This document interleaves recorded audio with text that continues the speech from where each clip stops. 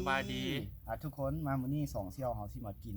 ตำข้าวปุ้นเนาะตุ๊แม่นตำข้าวปุ้นกับใส่ตีนไก่เนาะพ่อแม่พี่น้องเนาะgiờ đó lấy chồng phụ nữ đó nó nó tụm hờ giờ là nó không bún nó sù đó đỡ nó sù kia đó นอสู nhớ đi bỏ về bác có like có share có ติดตามอีกที่อยากอีกอย่างของว่าที่เจhọ tiêu vào chỉ dùng là thằng lấy chỗ nếu chỉ là offense rồiอยากแล้วchỉแล้วอีกนะมาเพราะมาแซ่บๆไปนำกันนะทุกคนตั้งใจเฮ็ดกับมือเลย ไปนี่ก็ได้เอาเข้าใหญ่กว่านี้ แซ่บๆกินข้าวมาแซ่บๆทุกคน มาแซ่บมาเด้อมาเด้อ บ่บอกกันจิเนาะ กันที่นอนเอาน้ำซุป กัน เด้ ก็สิน้อยกันก็สิน้อยกัน เอาอันนั้นเอาถ้วยข้าวมาวางพี่พอ โอ้บ่ได้เอาน้ำมาเนาะเอากิน มาเด้อพี่น้องกินข้าวก่อน มาเด้อกินข้าวกันเด้อ มากินข้าวสวยกันเด้อโอ้เป็นแซ่บอยู่บ่ได้เอาน้ำมาเลย เดี๋ยว เอาน้ำซุปเลย อันน้ำอันแกงเวลาจิมันเผ็ดเด้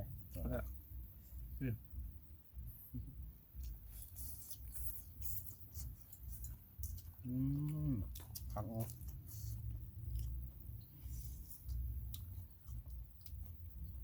บ่เผ็ดนี่ซะเนี่ย แป๊บนึง กินก็บ้านๆแล้ว นั่นมันได้ทุกคนกินนำกันเด้อ อาหารพื้นบ้าน แซ่บๆนำกัน ข้างหลังก็เป็นปักไว้เด้อคักบรรยากาศ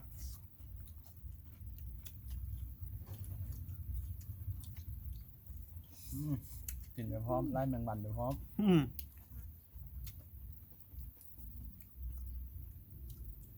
ใช่ไหมครับ ครับบ่เผ็ดแล้วเจ้ตัวนี้บ่เผ็ดแล้วเจ้ ไปเลย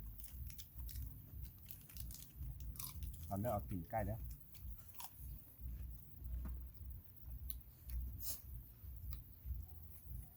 แซ่บๆไปนำกัน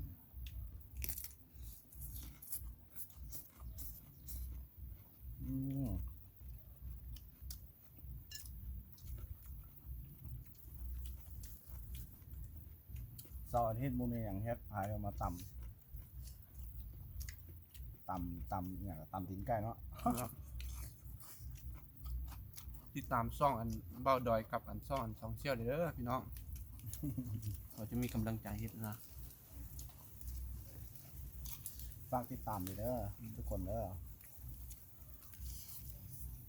ที่มากินงานแซ่บๆให้เบิ่ง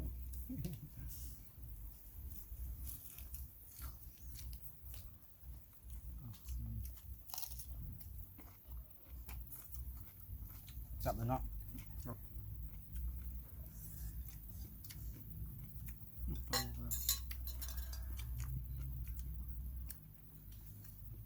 ผักสลัดกรอบ พอย่ำเผ็ดอ่ะ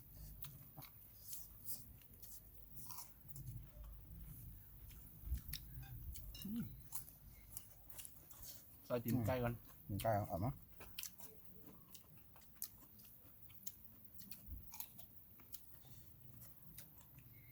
ครับเขา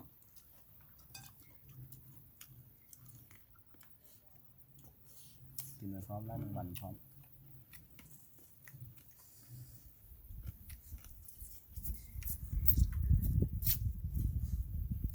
กินข้าวสวยเหมือนกันเด้อทุกคน แมงวันนี่ก็ได้พอดีเนาะ พอดีครับพอดีลวกครับ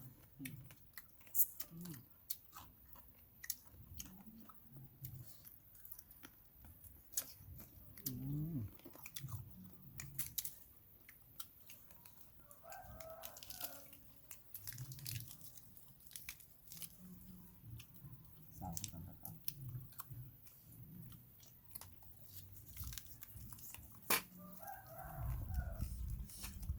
เสียบ มาทุกคน เสียบอยู่ก็ เดี๋ยวกลับบ้านเนาะไปเที่ยวป่าเนาะ เออ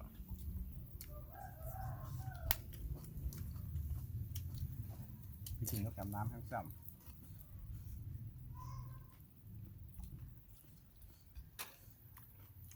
กินข้าวสวยเหมือนกันเด้อทุกคน ลงคำเข้าไง ข้าว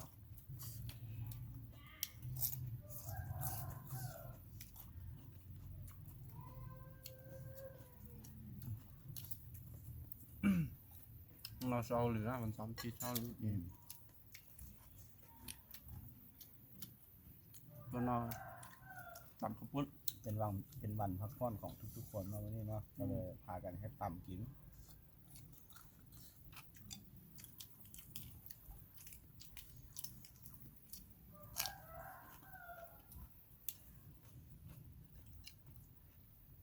อ๋อว่าโบเฮ็ดเลยเจ็บอยู่เลย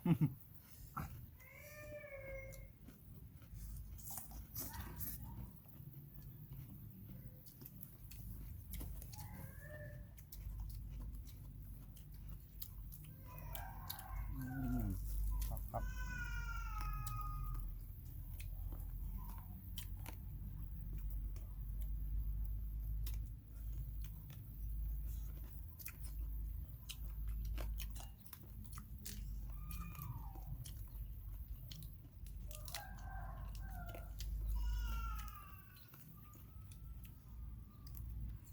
บุได้ให้เพิ่นเบิ่งเนาะ คือเห็ด ให้ให้ตอนแล้วหั่นนะ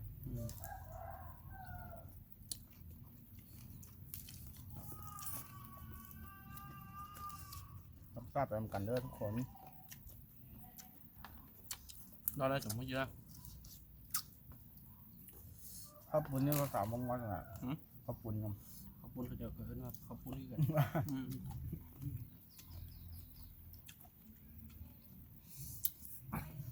มันไม่ภาษาเรา อื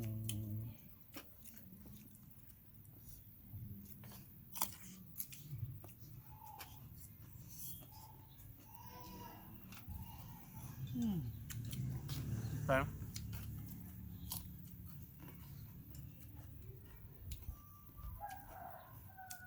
ก็คักไปนำกันนั่นพี่น้อง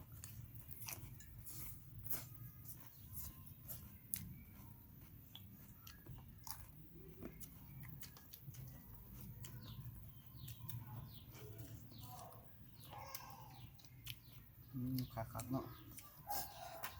กายอยู่วะ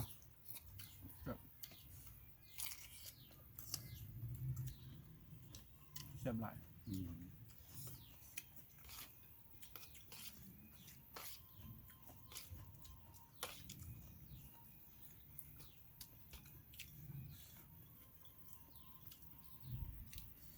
โดนอะไรบ่ได้กินอันนี้เนาะ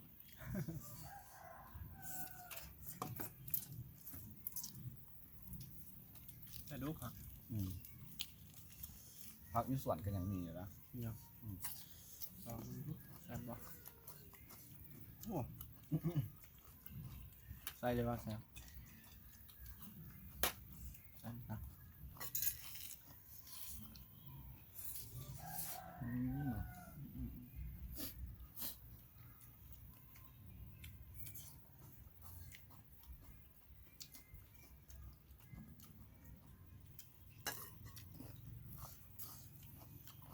เมื่อกี้มันนั่งแซ่บแล้ว แซ่บไหม คัก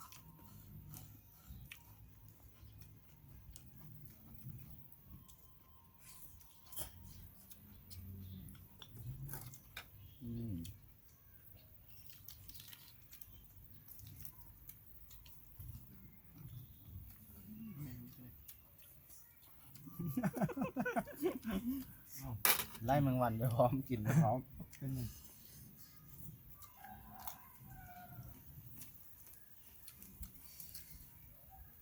ช่วงนั้นบอกกับมอสเหรอใส่ซองกับพี่เลยหรอ คักเนาะ ช่วงนี้โควิดเนาะใส่มาใส่ได้เลยหนัก กินไรหมูกระตือเนาะ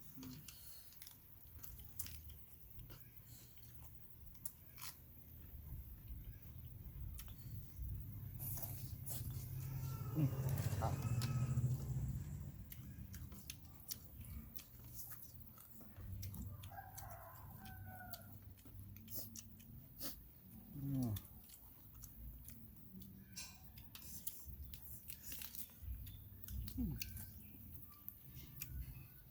ทางเฮ็ด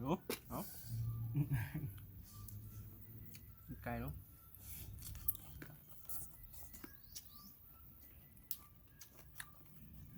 แล้วก็พี่น้องบรรยากาศที่ปากไว้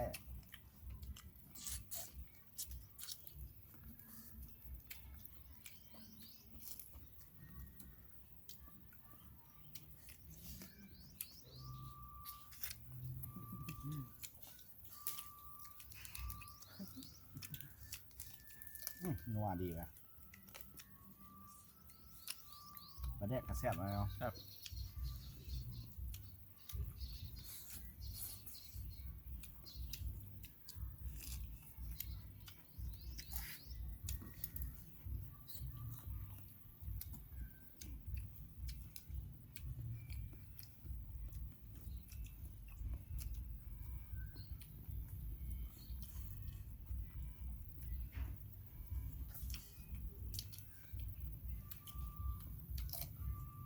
จับอยู่แล้วเชียว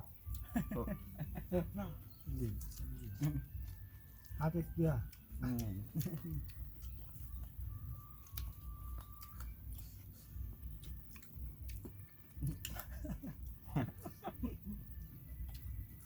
มาเธอหน้าชีต่ำมะฮุ่งสุกิน เฮ้ย มะฮุ่งเป็นมะขามหวาน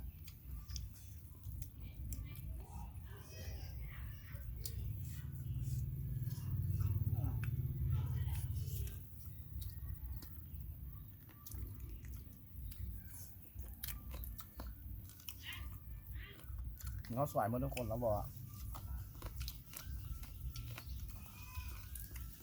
เป็นตำกันเนอะทุกคน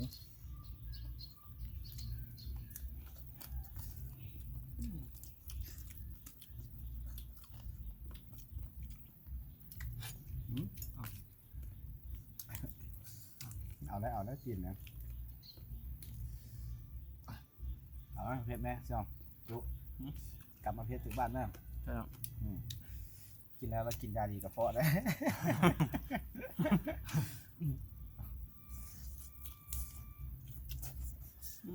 ครับ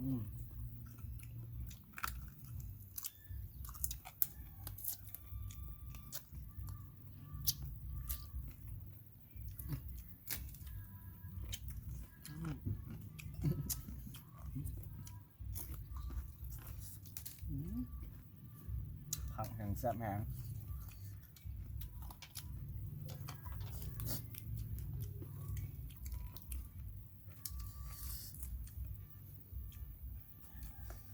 น้ำตาเป็นไหลจุ๊บ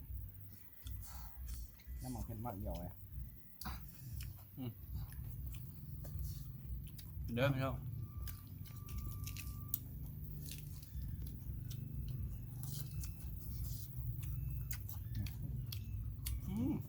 มุสินบาลีเพื่อน มั่ม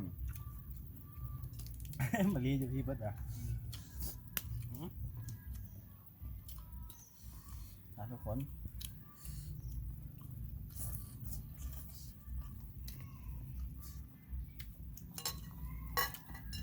น้ำแซ่บน้ำนัวมันอยู่ที่เบิดละ สดน้ำก็ เออเจ้าครับ แล้วก็ อ้าว แซ่บเลยบ่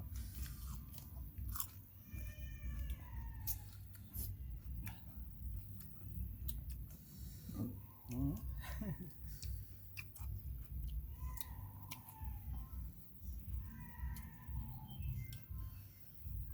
แล้วทุกคน จังเด้อ น้ำสุกเด้อ อืม น้ำสุกพร้อม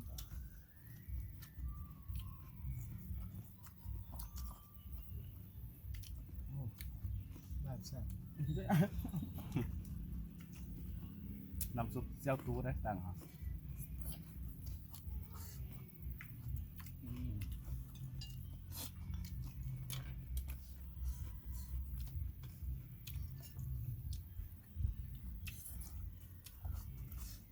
มครับ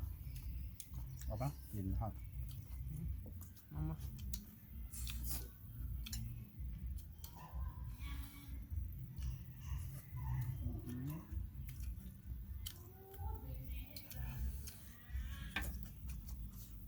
พอดีเนาะ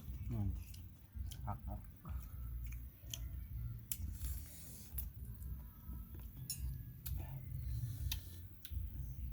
โอ้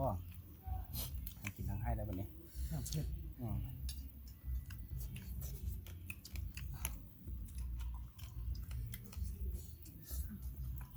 มาเลยครับ ทำไหม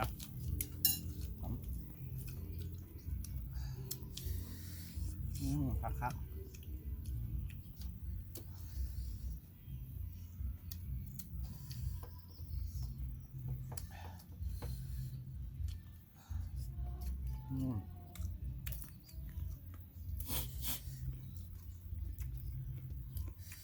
สำหรับคลิปนี้เราจะจบเท่านี้เนาะ ครับ